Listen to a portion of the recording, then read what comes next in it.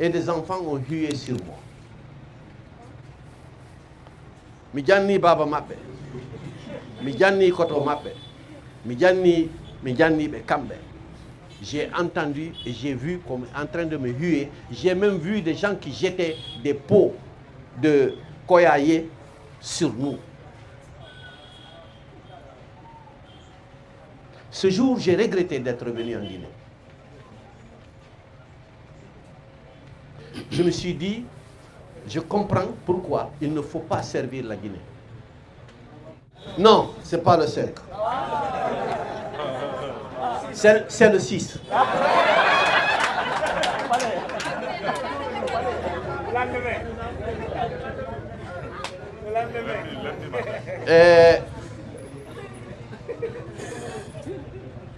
Pour quelqu'un qui prétend avoir toujours été honnête, qui a passé son temps à l'école en train d'enseigner, d'encadrer, Fi Allah Muhammad, qui a passé son temps à lire des mémoires, à aider des Guinéens à aller à l'étranger. Parce que ce que les gens ne savent pas, il y a plus de 52 jeunes Guinéens que j'ai aidés à avoir des bourses pour aller à l'étranger. Après avoir fait tout ça, après avoir quitté le Canada, le mois de ma soutenance pour revenir en Guinée, parce que je pensais que je pouvais être davantage utile au pays,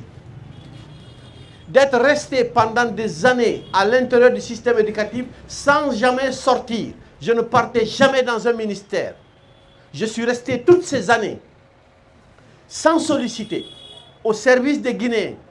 partant en classe, dispensant des cours à longueur de journée, corrigeant des copies. Même ministre, j'enseignais. Je n'ai jamais arrêté d'enseigner. J'ai été appelé et des enfants ont hué sur moi. Midjani baba mappe, midjani koto mappe, midjani be kambe. J'ai entendu et j'ai vu comme en train de me huer. J'ai même vu des gens qui jetaient des pots de koyaye sur nous. Ce jour, j'ai regretté d'être venu en Guinée.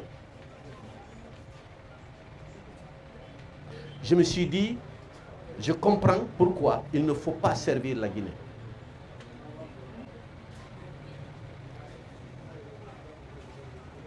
Quelle est ma faute? C'est d'avoir été ministre. Si le président Alpha m'avait consulté pour être ministre et je refuse, et qu'on le sache, on aurait dit quoi?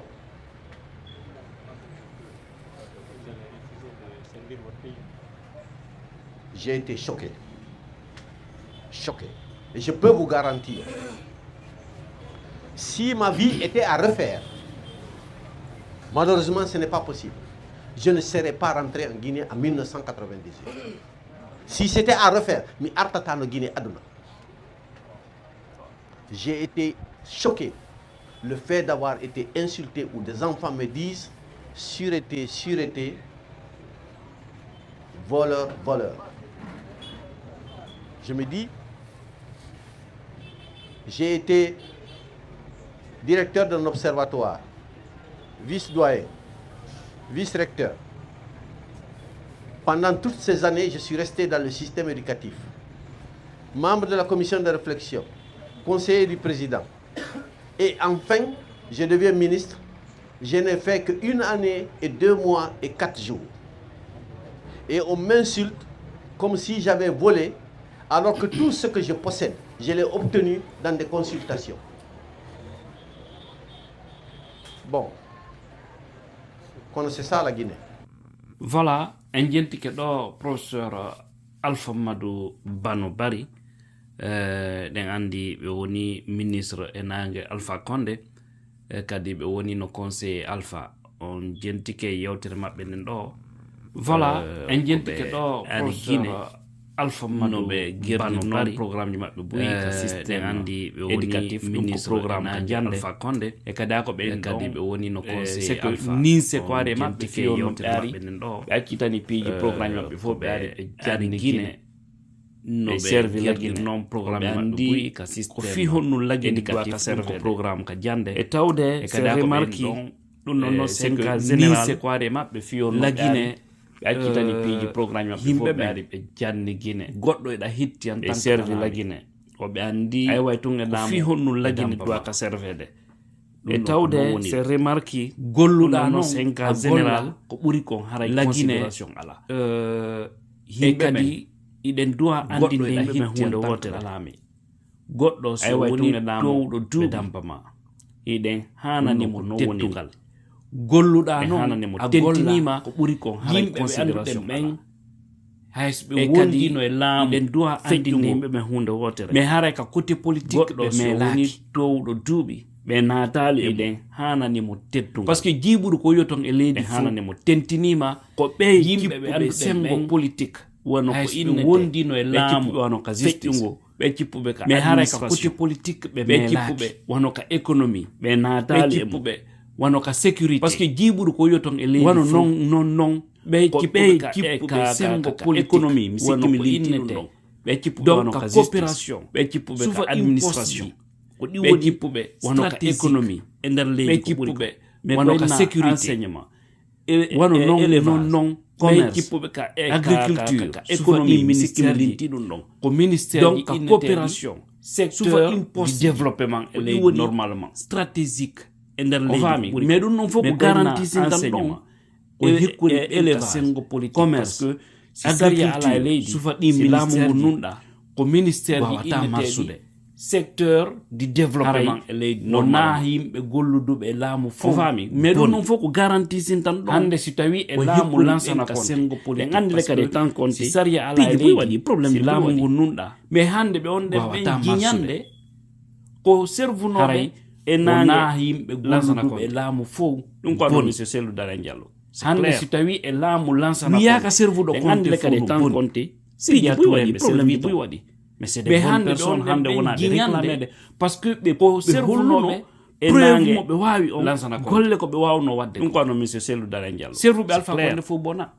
wiya ka servu do konte fo no bon gasa majabi si dia touré be servu taway be harbe système Alpha personne hande wona de réclamer de parce que ça n'allait pas comme docteur preuve mo be wawi on fo golle ko be wawno wadde kon c'est un cerveau servu be Alpha Condé fo bona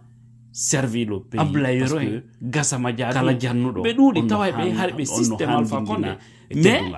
tawi vraiment ça n'allait pas c'est comme docteur et professeur ban andutum foppuno andi c'est un cerveau watta yido vidéo na vraiment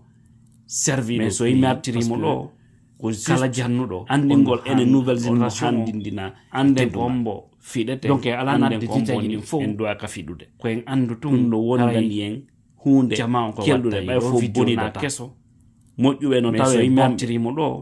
ko no haraybe bona andingol ene nouvelle génération malgré eux maraybe ton fi hebugol goddum informagol goddum en doa ka fidude so yi lamu lansana ko hunde kelmani ka fo boni data be buraw mojjube no tawe binnede nange e nange kon no haraybe bona haraybe ton malgré le système maraybe ton fi hebugol différence mabbe on c'est vrai pour que mabbe kambe be woni discret be walli to lamu lansana ko mabbe ben ka yaasi ko mani ka burno par contre ene yimbe ben go be bura c'est tout à fait le contraire nange e nange mi wono docteur anda ko non hattali hari be ka système jenti ko histoire ro yurmi woni différence mabbe on c'est vrai pour que mabbe kambe be woni discret be walli to haraybe do are ko ko e cerveau par contre ene yimbe men go